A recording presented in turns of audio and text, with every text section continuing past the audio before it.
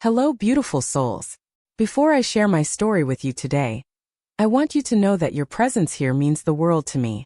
Take a moment to let me know where you're tuning in from.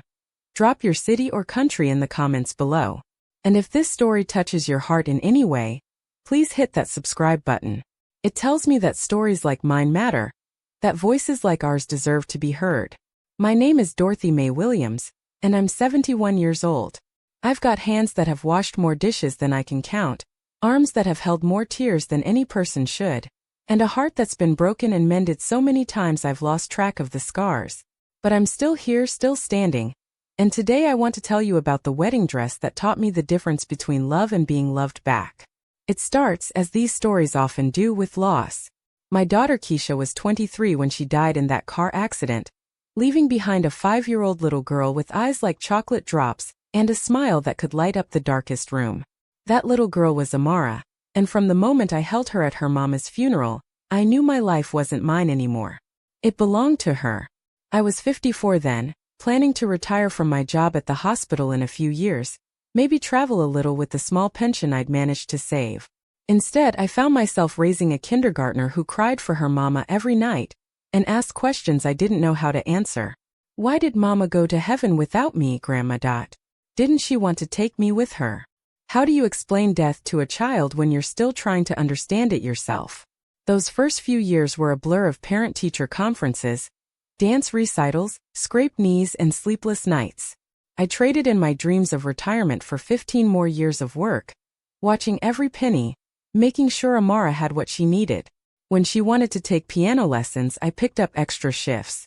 When she needed a prom dress, I ate peanut butter sandwiches for 2 months to afford it. When she got accepted to college, I took out a second mortgage on the house I'd nearly paid off. But I did it all gladly, you understand. This child was my daughter's gift to me, her legacy, her way of saying, "Mama, take care of what I can't." And I did. Lord knows I did. Amara was smart, straight A's, honor roll, full scholarship to state. She studied business, came home every holiday with stories about her classes, her friends, her dreams of starting her own company someday. I was so proud I could have burst. This was what all those extra shifts were for, all those sacrifices. This beautiful, intelligent young woman who called me every Sunday without fail and sent me flowers on Mother's Day. She graduated and got a good job at a marketing firm downtown. Started dating a young man named Bradley, nice enough boy, came from what she called a good family. I didn't know what that meant exactly, but he seemed to treat her well, and that was enough for me. When he proposed 2 years later, I cried tears of joy right there at the restaurant where he'd taken us all to celebrate. "Grandma, Amara said, her engagement ring catching the light. "I want you to know that none of this would be possible without you. You gave me everything." Those words lived in my heart for months. I played them back when I was tired, when my arthritis was acting up, when I looked at my empty savings account and wondered what I'd do when I finally couldn't work anymore. She appreciated me. She knew what I'd given up for her. The wedding planning started immediately. Bradley's parents owned some kind of consulting business and had what Amara called connections. They knew the best venues, the best caterers, the best photographers. Everything had to be perfect, she said. This was going to be the wedding of her dreams. I offered to help however I could.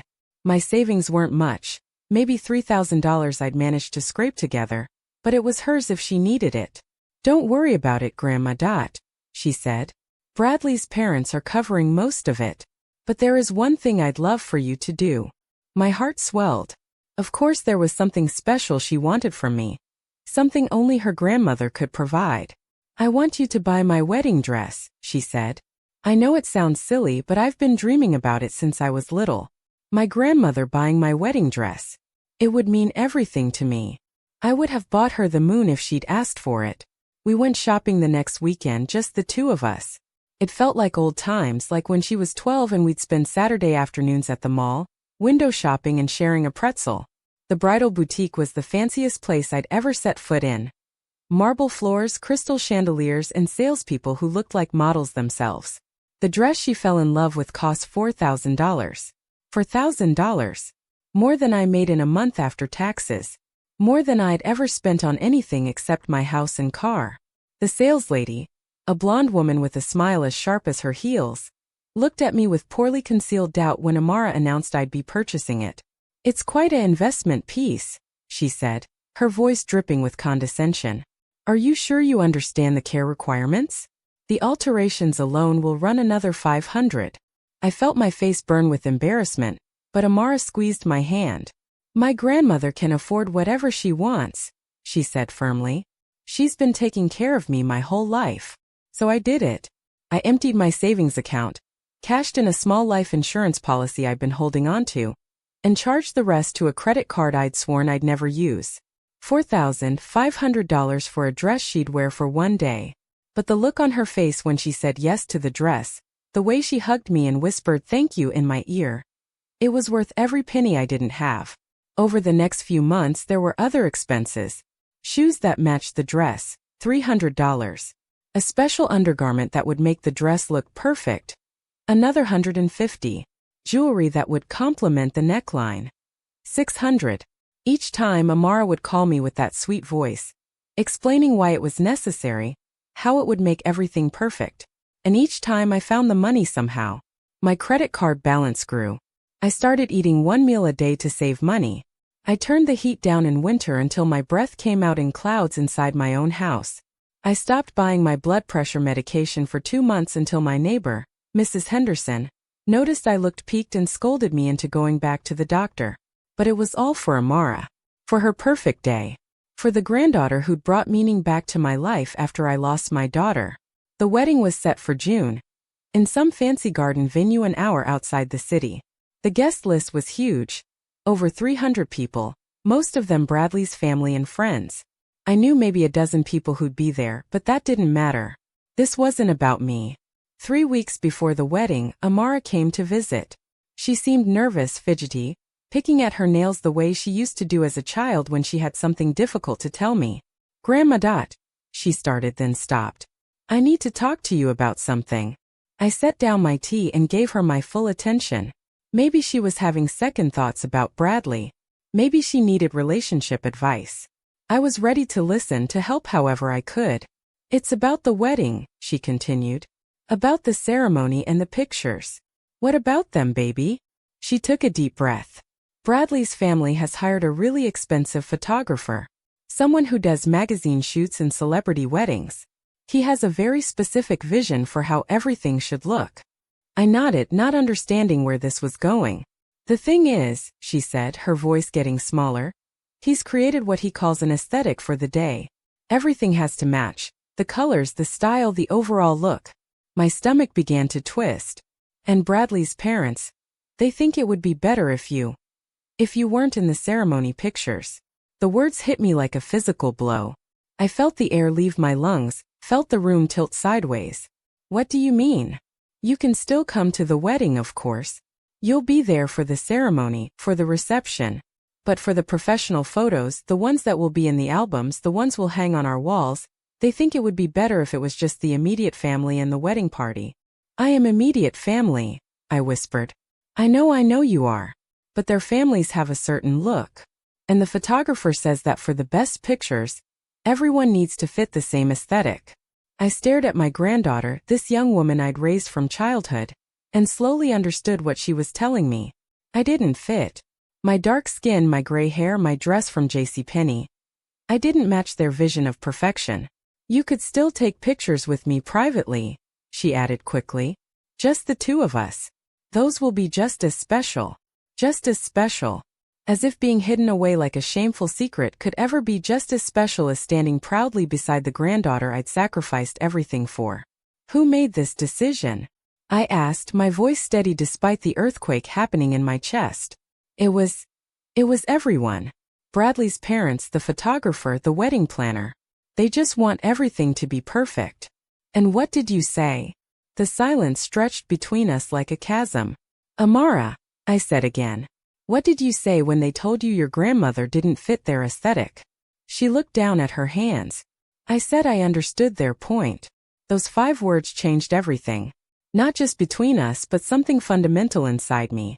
The part of me that had been bending and sacrificing and diminishing myself for years finally straightened up and took a long, hard look at what I'd become. "I see," I said quietly. "You're not mad, are you?" You understand, right? It's just pictures. Just pictures. Just the visual record of the most important day of her life, from which I would be erased as surely as if I'd never existed. I understand perfectly, I said. She left an hour later, seeming relieved that I'd taken it so well. After her car pulled away, I sat in my living room, the room where I'd helped her with homework, where we'd watched movies together, where I'd taught her to braid her hair, and I let myself feel the full weight of what had just happened.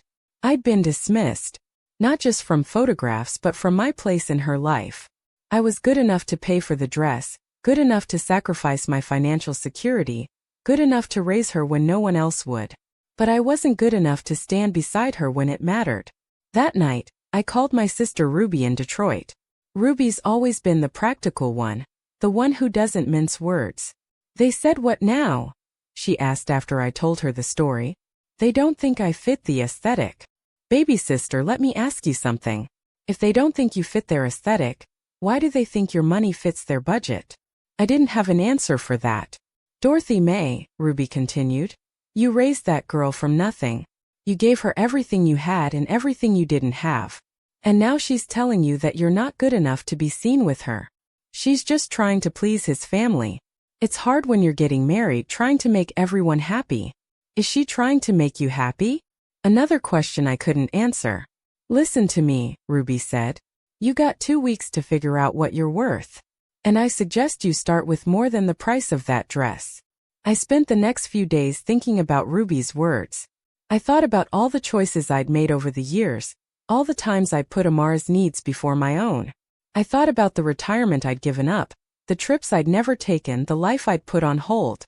And I realized that somewhere along the way, I'd forgotten that I had value beyond what I could provide for others. The revelation came slowly, like dawn breaking over a long dark night. On Thursday morning, exactly 1 week before the wedding, I got dressed in my best outfit and drove to the bridal boutique. The same sharp saleswoman greeted me with that practiced smile. "Mrs. Williams, how lovely to see you again. Is everything all right with the dress?" "I need to return it," I said simply. Her smile faltered. "I'm sorry. The dress. I need to return it." "Oh, I'm afraid that's not possible. The dress has been altered, and our policy clearly states." "The dress was altered to fit my granddaughter perfectly," I interrupted. "If she wants it, she can buy it herself. If not, you can sell it to another bride." "But Mrs. Williams, the wedding is in 1 week. Your granddaughter." "My granddaughter has made it clear that I don't fit her vision for her wedding day. So I've decided that my money doesn't fit my vision for my bank account." I left my contact information and walked out, feeling lighter than I had in months. The phone calls started that evening. First Amara, crying and frantic. Then Bradley. Then Bradley's mother, who had the audacity to call me unreasonable and selfish. I listened to each of them, said very little, and hung up when they started making demands.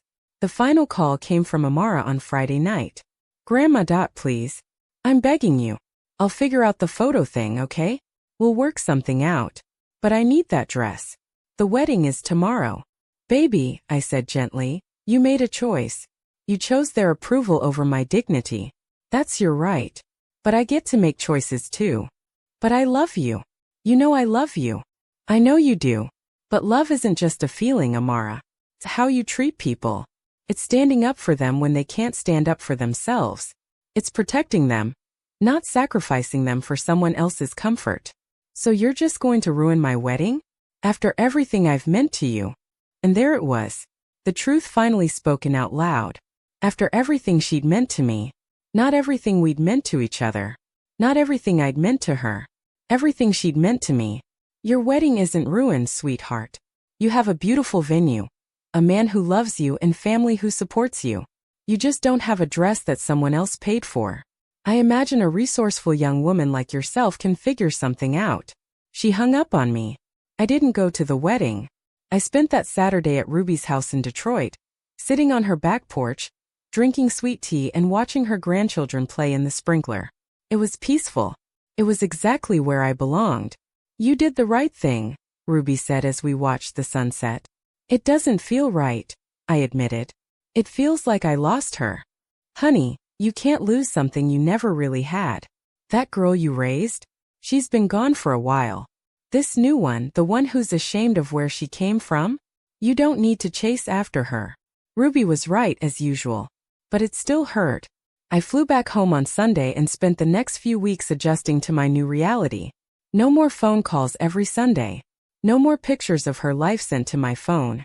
No more feeling like I had a purpose beyond myself. It was quieter than I expected.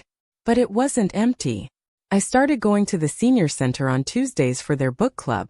I joined a church group that visited shut-ins every Thursday. I even signed up for a watercolor class at the community college. Turns out, at 71, I still had things to learn, things to discover about myself. The credit card debt was a problem, though. Without my savings and with the money I'd spent on wedding expenses, I was in deeper financial trouble than I'd ever been. That's when Mrs. Henderson suggested I talk to her nephew, Marcus, who was a lawyer. What you're describing might be considered financial elder abuse, Marcus explained during our consultation. When someone uses emotional manipulation to get an elderly person to provide financial support, especially when they can't afford it, that can be grounds for legal action. I never thought of it that way. I wasn't some helpless old woman being scammed by strangers. I was a grandmother who'd been taken advantage of by someone I loved. The wedding expenses, the dress, the other items. Do you have receipts for everything? I did. I'd kept every receipt, every credit card statement, every record of what I'd spent. Old habits from years of careful budgeting. And she knew about your financial situation? Knew that these expenses were causing you hardship. I thought about all the times I'd mentioned cutting back, eating less, turning down the heat. All the time she'd seen me struggle but kept asking for more money anyway. Yes, I said quietly. She knew. The legal process was slow and uncomfortable. I hated seeing Amara's name on court documents. Hated the formal language that reduced our relationship to plaintiff and defendant. But Marcus was thorough and professional, and the evidence was clear. We weren't asking for millions. Just the money I'd spent that I couldn't afford to spend, plus interest and legal fees. Enough to get me back to where I'd been before I emptied my life savings for someone who decided I wasn't worth standing beside.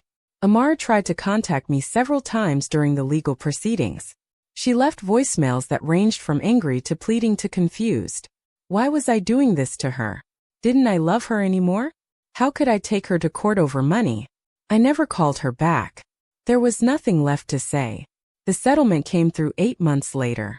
It wasn't everything I'd lost, but it was enough to pay off my credit cards and rebuild a small emergency fund. More importantly, it was acknowledgement that what had happened to me mattered, that I had worth beyond what I could provide for others. A year and a half after the wedding that I didn't attend, I ran into Bradley at the grocery store.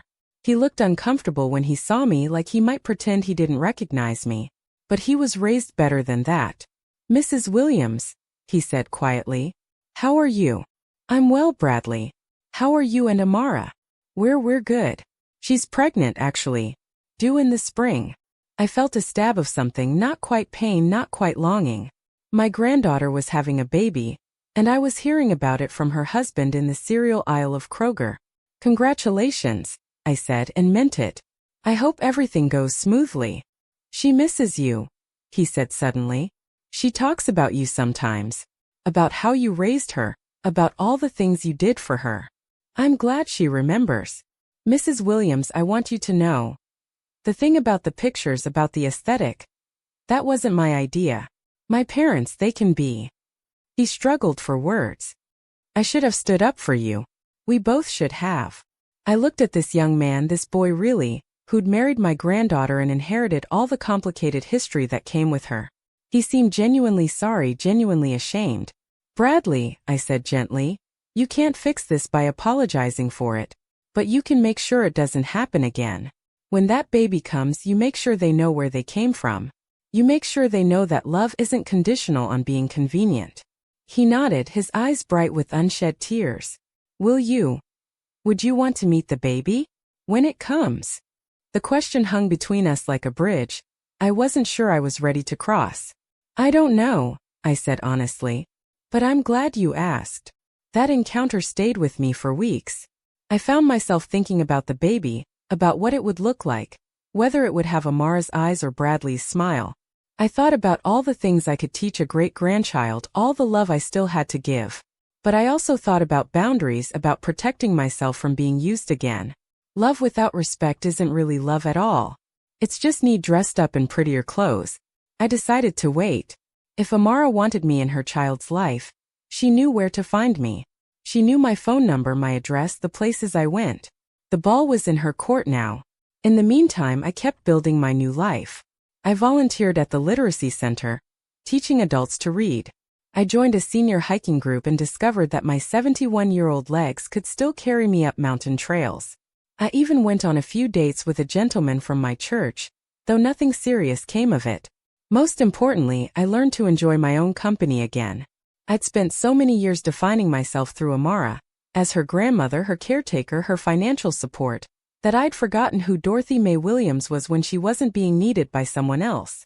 She was someone worth knowing, it turned out.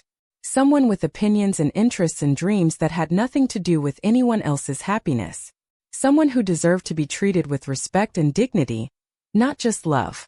The call came on a Tuesday evening in March, 2 years after the wedding. I almost didn't answer. I didn't recognize the number. But something made me pick up. Grandma. The voice was small, uncertain. It's me. It's Amara. My heart did that old familiar leap, the one that had never quite learned to protect itself where she was concerned. Hello, baby. I had the baby last week. A little girl. We named her Keisha Dorothy. I closed my eyes and felt tears I hadn't expected. She'd named the baby after her mother and me. After the women who'd shaped her life before she decided we didn't fit her aesthetic. That's beautiful, I whispered. I want you to meet her, Amara said, her voice breaking. I want you to be part of her life. I want to try again. With us. If you'll let me. I sat in my kitchen chair, looking out at the garden I planted last spring, and thought about all the ways this conversation could go. I could hang up and protect myself from further disappointment. I could say yes immediately and risk falling back into old patterns. Or I could do something harder. I could be honest. I'd like that, I said slowly. But things would have to be different this time. Different how? I'm not your emergency fund anymore, Amara. I'm not your backup plan or your solution to problems you don't want to solve yourself. If you want me in your life, in that baby's life, it has to be because you value me as a person, not because of what I can do for you. The silence stretched between us. I understand, she said finally. And I'm sorry. I'm so sorry, Grandma. I was selfish and cruel, and I took advantage of your love. I've regretted it every day since the wedding. I know you have, baby. But regret doesn't undo hurt. It just makes space for something new to grow in its place. What would you need? To trust me again. It was a good question and one I'd been thinking about for 2 years. Time, I said. And consistency. And respect for the boundaries I'm going to set. I'm not the same woman I was before, Amara. I've learned my own worth and I won't forget it again. Okay, she said. Whatever it takes. We talked for another hour that night. About the baby, about her marriage, about the hard lessons we'd both learned. It wasn't a magic conversation that fixed everything. There's no such thing. But it was a beginning. I met baby Keisha Dorothy 2 weeks later. She was perfect, of course, with her mama's dark eyes and her daddy's stubborn chin. When I held her for the first time, I felt that old familiar pull, that urge to give everything I had for this tiny person. But I also felt something new: boundaries. Love with limits. Care with conditions. It wasn't cold or calculated, it was protective. Protective of both of us. The relationship with Amara is different now. We see each other regularly, but I don't drop everything when she calls. We talk about her problems, but I don't automatically offer to solve them with my checkbook. I love my great-granddaughter fiercely, but I also love myself enough to maintain balance. It's been 3 years since the wedding that taught me what I was worth. 3 years since I learned that sometimes the most loving thing you can do is refuse to be taken advantage of. 3 years since I discovered that respect and love aren't the same thing. But you can't have a healthy relationship without both. I still think about that wedding dress sometimes. $4,000 for something that was worn once and probably forgotten. But in a way it was the best money I ever spent. Not because it made Amara happy, it didn't, not really. But because losing it taught me that my value isn't measured in dollars or sacrifice. or how much pain I'm willing to endure for someone else's benefit. My value is inherent. It exists because I exist. It doesn't increase when I give more or decrease when I set boundaries. It just is, constant and unchanging like gravity or the sunrise. That's what I want to leave you with today. Whatever your situation, whatever relationship is causing you to question your worth, remember this. You are valuable because you are here. Your needs matter. Your feelings matter. Your dignity is not negotiable. Don't let anyone convince you that love means accepting less than you deserve. Real love, the kind worth having, elevates both people. It doesn't require one person to diminish themselves so the other can shine brighter. You deserve to be in the picture, not hidden away when it's convenient. You deserve to be celebrated, not just tolerated. You deserve love that sees you, honors you, and stands up for you when you can't stand up for yourself. And if you're not getting that kind of love, it's okay to walk away. It's okay to choose yourself. It's okay to demand better, even from people you've loved your whole life. Sometimes the most revolutionary thing you can do is simply refuse to accept less than your worth. Thank you for listening to my story today. If it resonated with you, if it touched your heart or made you think about your own relationships, I'd love to hear from you in the comments. Share your thoughts, your experiences, your own stories of learning your worth. And please hit that subscribe button if you haven't already. Every subscription tells me that stories like mine matter, that voices like ours deserve to be heard. Remember, you are valuable. You are worthy. You are enough exactly as you are. Until next time, this is Dorothy Mae Williams, reminding you to love yourself enough to demand the love you deserve.